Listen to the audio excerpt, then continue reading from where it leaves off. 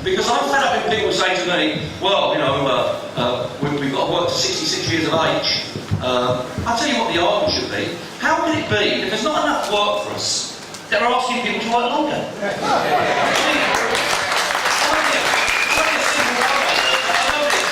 If you make someone work from 65 to 66, then you're stopping an 18-year-old kid coming in to work.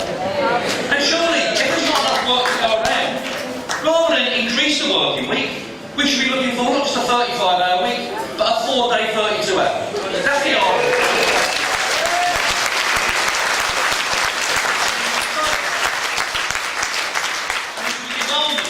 Not going along with the media line that we can't afford it anymore. Of course we can afford it. If the top 10% in society had paid an extra 2% wealth on their tax and what their earnings, then £78 billion would have been wiped off this deficit. And why was it that the deficit was only paid off for World War II only a couple of years ago? What was he going bankrupt in the 40s and 50s and 60s and 70s? Built millions of homes, which I applaud the Labour Party for doing. Built a national health system. I applaud them for doing it. A country that was bankrupt. I'll tell you the reason why they've done it. Because they recognised the fact that all the troops that went over to Europe to fight fascism weren't going to come back and have the same situation that was applied to them in the 30s of no housing, no hospitals and no jobs. And they wanted to say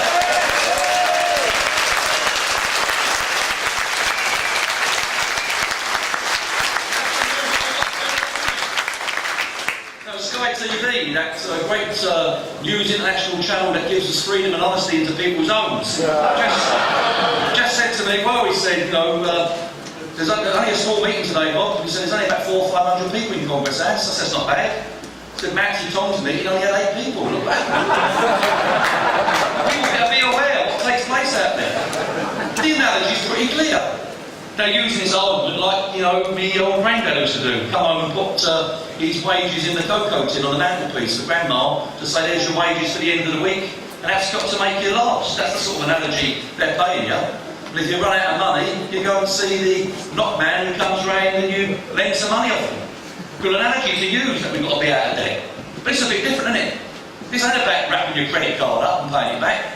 It's about someone mugging you, nicking your credit card, racking up the biggest bill they can, and then asking you to pay for it next day.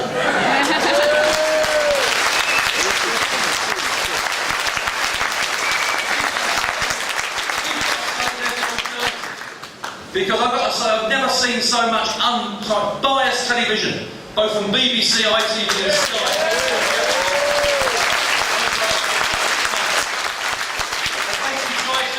You'd think it was the Conservative government leading the channels. Where have they gone to an housing estate and asked a single mother what they feel?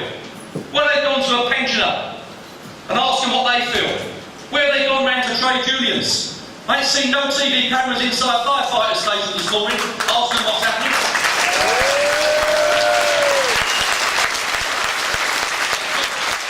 You're told there's nothing you can do. I'll tell you what, I've been saying that for over 150 years. There's nothing we can do. But I'll tell you there is something we can do.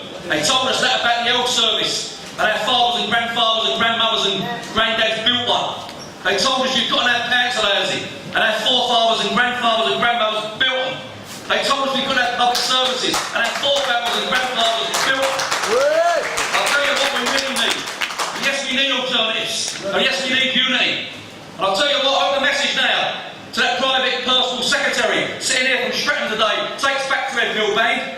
He better recognise the fact that if Ed Miliband recognises that he was elected by trade unions, then he better start delivering for trade unions.